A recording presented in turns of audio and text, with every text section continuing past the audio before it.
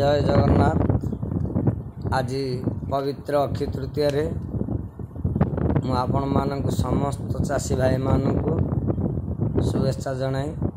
मोर आज अक्षय तृतीय काम मु आपण मान पाखु वीडियो माध्यम रे छाड़ुची।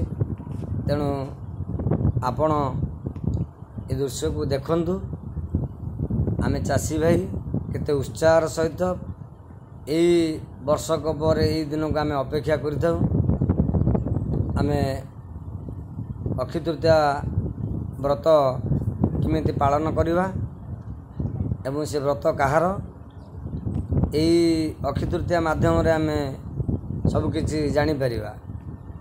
लक्ष्मी नारायण का व्रत आगु निष्ठार सहित पालन कले एवं आमर दारिद्र्य दूर करिया पई माँ लक्ष्मी माँ आम बिल रे भल फसल करेंगे एवं से फसल को आम घर को बोही आनिबा।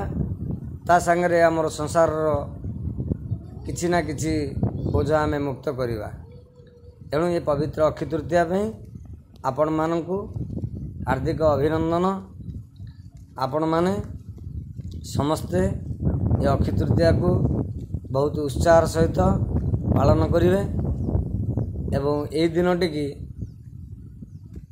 आपण समस्त को शेयर करंतु।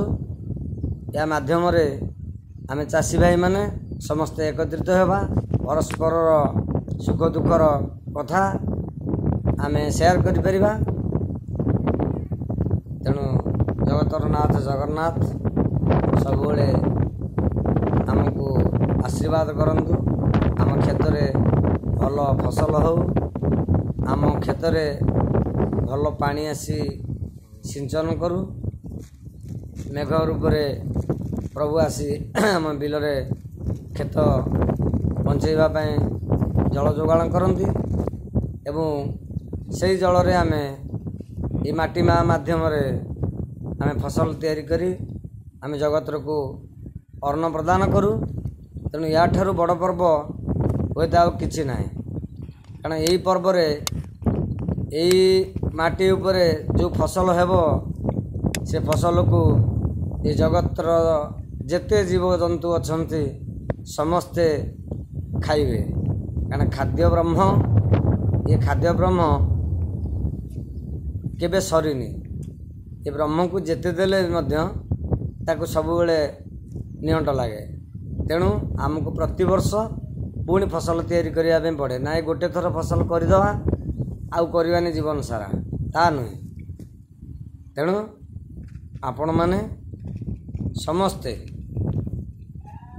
जेते चाषी भाई अछंती ये ओडिशार पर्व, ये ओडिशार गर्व, ये ओडिशार गौरव महाप्रभु जगन्नाथ पुरी श्रीक्षेत्र रे विराजमान माँ सान्ताणी लक्ष्मी माँ से आम पाखक यही फसल रूप से आम पाखे आसी पहुँचती।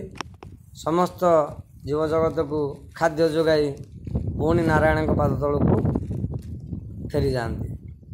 तेणु ओडिशार जेते बंधु ये वीडियो को देखुच समस्ते ओडिशार परंपरा को, जगन्नाथ परंपरा आमे केबे भूलिबा नहीं। आजिका डेट रे देखा जाउची आम ओडिशा रे प्रत्येक गाँव रे भागवत टुंगी थिला। संध्या हेले समस्ते एकत्रित हुअन्ति।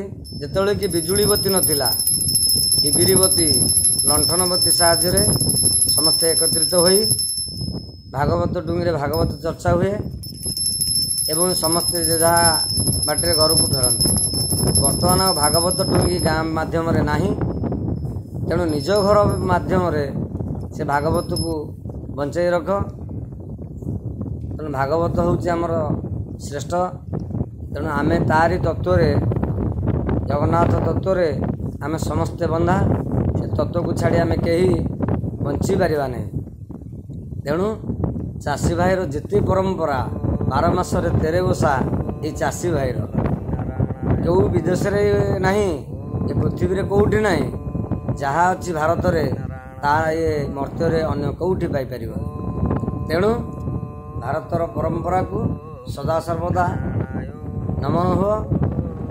ଦେଶର ପ୍ରଗତିରେ ସମସ୍ତେ ହାତ ମିଶାଅ ଏବଂ ଏ ସଚରାଚର ଜଗତ ପାଇଁ କେମିତି ଖାଦ୍ୟ ପ୍ରସ୍ତୁତି ହେବ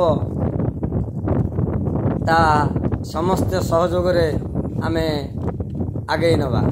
ସଚରାଚର ଜୀବ ଏ ମଣିଷ ଯାହା କମେଇବ ତାକୁ ସେ ସମସ୍ତ ଜୀବକୁ ବଣ୍ଟନ କରିବ। ସେ ନିଜେ ବଞ୍ଚିବା ସଙ୍ଗେ ସଙ୍ଗେ ଜଗତର କଲ୍ୟାଣ ନିମନ୍ତେ ତା ଫସଲରୁ କିଛି ସେ ମଧ୍ୟ ବିକ୍ରୟ କରି ଅନ୍ୟର ପେଟ ପୋଷେ। ତେଣୁ ଆପଣମାନେ ସମସ୍ତେ ଭିଡ଼ିଓଟାକୁ ଲାଇକ୍ କରନ୍ତୁ, ସବସ୍କ୍ରାଇବ୍ କରନ୍ତୁ ଏବଂ ଏ ଯେଉଁ ଗାଁର ଦୃଶ୍ୟ ଇଏ ସହରୀ ସଭ୍ୟତା ଭିତରେ ଏସବୁ ଜିନିଷ ପାଇପାରିବେ ନାହିଁ।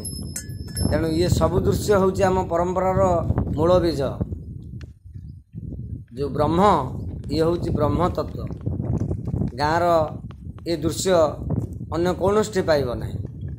ତେଣୁ ଏଇ ପରମ୍ପରାକୁ ଆମେ ଆଗକୁ କେମିତି ନେବା, ଆମ ପିଲାମାନଙ୍କୁ ଆମେ ଶିକ୍ଷା ଦେବା, ଆମ କ୍ଷେତ ଜମିକି ଆମେ କିପରି ଉର୍ବର କରିବା, ଆମ ସମସ୍ତଙ୍କ ମୁହଁରେ ଫସଲ ତିଆରି ସମସ୍ତଙ୍କୁ ଆମେ ଜୀବଜଗତକୁ ବଞ୍ଚେଇବା। ଜୟ ଜଗନ୍ନାଥ ସ୍ୱାମୀ ନୟନ ପଥଗାମୀ ଭବତୁମେ। ପବିତ୍ର ଅକ୍ଷୟ ତୃତୀୟା, ଏହି ପବିତ୍ର ଅକ୍ଷୟ ତୃତୀୟାରେ ମୁଁ ସମସ୍ତ ପ୍ରତିବର୍ଷ ଚାଷୀ କୂଳ ମୋ ଓଡ଼ିଶାବାସୀଙ୍କୁ ସ୍ୱାଗତ ଜଣାଉଛି। ଦୃଶ୍ୟମାନ ହେଉ, ପ୍ରଭୁ ଜଗନ୍ନାଥ ସମସ୍ତେ ଆନନ୍ଦରେ ଏ ଉତ୍ସବ ଆନନ୍ଦରେ ପାଳନ କରନ୍ତୁ। 2024 ମୁଁ ସମସ୍ତ ଚାଷୀ ବର୍ଗଙ୍କ ପାଇଁ ଅନୁରୋଧ କରୁଛି ଆନନ୍ଦମୟ ହେଉ ଏଇ ଅକ୍ଷୟ ଏବଂ ତାଙ୍କର ତୃତୀୟା ଫସଲ ଭଲ ହୋଇ ଆମେ ଧୁମଧାମରେ କେମିତି ଘରକୁ ପାଳନ କରିବା। ଜୟ ଜଗନ୍ନାଥ। ଜୟ ଜଗନ୍ନାଥ ସ୍ୱାମୀ ନୟନ ପଥଗାମୀ ଭବ ତୁମେ।